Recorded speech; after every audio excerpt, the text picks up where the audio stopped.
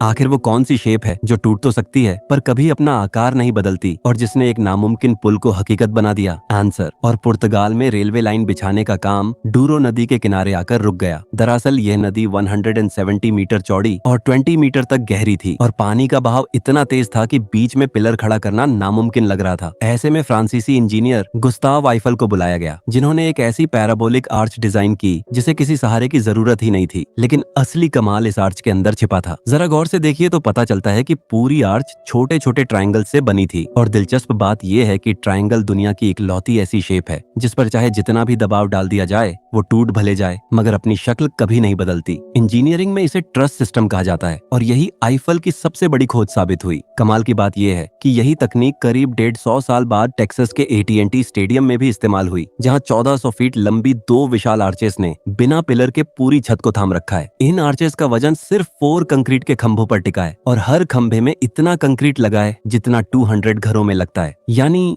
एक साधारण त्रिकोण की मजबूती ने न सिर्फ एक नदी पार करने का रास्ता खोला बल्कि आधुनिक दुनिया के सबसे बड़े स्टेडियम की छत को भी संभाल कर रखा है। आखिर वो कौन सी वजह थी जिसने बीकानेर को परिवार का सबसे कमजोर हिस्सा मानने वालों को बाद में हैरान कर दिया? आंसर। दोस्तों, बात है 1980 की, जब हल्दीराम परिवार का बिजनेस भाइयों के बीच बंट रहा था। किसी के हिस्से में दिल्ली आई, किसी को नागपुर मिला, लेकिन शिव रतन अग्रवाल के हिस्से आया सिर्फ बीकानेर। असल में उस वक्त यही माना जा रहा था कि बीकानेर जैसे छोटे शहर से बड़ा बिजनेस खड़ा करना नामुमकिन सा है। लेकिन शिव रतन अग्रवाल ने हार मानने की बजाय एक अलग रास्ता चुना। उन्होंने हल्दीराम जैसा बड़ा नाम और करोड़ों की गद्दी छोड़ दी और जीरो से शुरुआत की अपने खुद के ब्रांड बीकाजी के साथ। जरा सोचिए, जिस शहर को कमजोर कड़ी समझा जा रहा था वही आगे चलकर उनकी सबसे बड़ी ताकत बन गया। आज बीकाजी 14 लाख से ज्यादा दुकानों तक पहुंच चुका है, 40 से ज्यादा देशों में बिकता है और करीब 17,000 करोड़ रुपए का एम्पायर बन चुका है। दिलचस्प बात यह है कि बीकाजी आज इंडिया के सबसे बड़े लिस्टेड स्नैक्स ब्रांड्स में गिना जाता है, जबकि हल्दीराम आज भी एक प्राइवेट फैमिली बिजनेस ही बना हुआ है। यानी जिस हिस्से को कभी सबसे कमजोर समझा गया था उसी ने आगे चलकर बाजार की सबसे बड़ी कहानी लिख दी।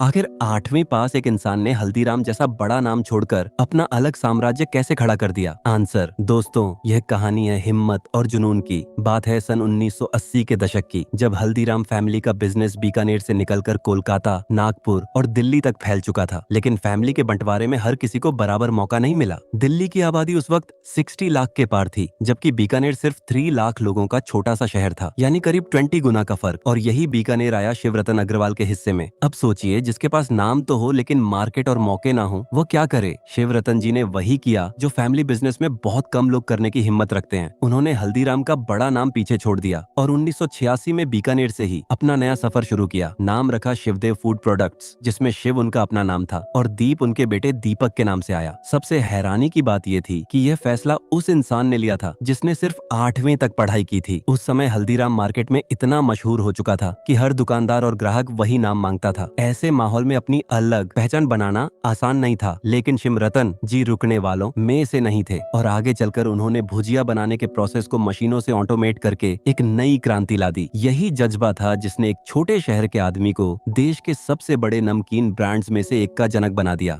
आखिर वो कौन सा 150 साल पुराना आइडिया था जिसने पहाड़ों पर बिना फिसले चढ़ने वाली ट्रेन बना दी? आंसर। असल में बात है 19वीं सदी की, जब सिल्वेस्टर मार्श नाम का एक बिजनेसमैन, जिसका असली पेशा मीट पैकिंग था, पहाड़ों पर चढ़ने का जबरदस्त शौकीन था। वो अक्सर न्यू हैम्पशायर के माउंट वॉशिंगटन नाम की पहाड़ी पर ट्रैकिंग करने जाया करता था। लेकिन दिलचस्प बात यह थी कि ये पहाड़ इतना खड़ा और मुश्किल था कि आम इंसान के लिए इसे चढ़ना लगभग नामुमकिन सा था और यही वजह थी कि ज्यादातर टूरिस्ट आधे रास्ते से ही वापस लौट जाते थे। मार्श को लगा कि इसका कोई हल निकालना ही होगा और यहीं से शुरू हुई एक कमाल की खोज। सन 1859 में उन्होंने एक ऐसा रेलवे सिस्टम डिजाइन किया जिसे आज हम कॉग रेलवे या रैक रेलवे के नाम से जानते हैं। इसमें पटरी के बीचों बीच एक खास रैक लगाई जाती है जिसमें ट्रेन के नीचे लगे गियर के दांत फंसते चले जाते हैं। पटरी वाले इस हिस्से को रैक कहा जाता है, जबकि ट्रेन में लगे गियर वाले पुर्जे को पिनियन कहते हैं। इस सिस्टम की खूबी ये थी कि अब ट्रेन के पहिए फिसलने का कोई डर ही नहीं रहता था, चाहे पहाड़ कितना भी खड़ा क्यों ना हो। और सबसे जबरदस्त बात यह थी कि पिनियन के ऊपर एक खास लॉक लॉक भी लगाया गया जो ट्रेन को सिर्फ एक ही दिशा में घूमने की इजाजत देता था ताकि वो कभी गलती से पीछे की तरफ ना फिसल जाए। एक मीट पैकिंग बिजनेसमैन के जुनून ने इंजीनियरिंग की दुनिया को वो तोहफा दिया जो आज भी दुनिया भर की पहाड़ी ट्रेनों की जान है। क्या आपने कभी सोचा है कि किसी स्टेडियम की छत खोलना 10 ब्लू व्हेल्स को हवा में उठाने जैसा क्यों कहा जाता है? आंसर, जरा सोचिए, किसी बड़े स्टेडियम की छत का वजन करीब 1500 टन होता है, यानी लगभग 10 ब्लू व्हेल्स जितना भारी, और इसे ग्रेविटी के खिलाफ जाकर ऊपर उठाना किसी बड़ी चुनौती से कम नहीं। दरअसल इंजीनियर्स के सामने सबसे पहली दिक्कत यही थी कि इतने भारी भरकम पैनल्स को खोला और बंद कैसे किया जाए। इसका हल निकालने के लिए रूफ पैनल्स को दो बराबर हिस्सों में बांटा गया ताकि जब छत खुले तो पूरे ढांचे के दोनों तरफ बराबर वजन पड़े और बैलेंस ना बिगड़े। अब यहाँ एक और बड़ा सवाल खड़ा हुआ, अगर इन पैनल्स को खोलने के लिए भारी भरकम विंच मशीनों का इस्तेमाल किया जाए तो 1500 टन के वजन को उठाने के लिए कम से कम 3000 टन वजन की विंच मशीन भी अलग से जोड़नी पड़ती, जो पूरे प्रोजेक्ट को और भी भारी और महंगा बना देती। इतना ही नहीं, अगर किसी वजह से एक विंच दूसरे से थोड़ी भी धीमी या तेज चल जाए तो पूरा स्ट्रक्चर असंतुलित हो सकता था, और अगर गलती से स्टील की वायर टूट जाए तो नतीजा किसी बड़ी तबाही से कम नहीं होता। यही वो मोड़ था जहां इंजीनियर्स को समझ आया कि नई तकनीक की बजाय उन्हें पुराने आजमाए हुए तरीकों की तरफ देखना होगा ताकि वजन, बैलेंस और सुरक्षा तीनों को एक साथ साधा जा सके। यानी कभी कभी सबसे बड़ी समस्याओं का हल किसी चमकदार नई खोज में नहीं बल्कि सदियों पुरानी समझी बूझी इंजीनियरिंग में छिपा होता है।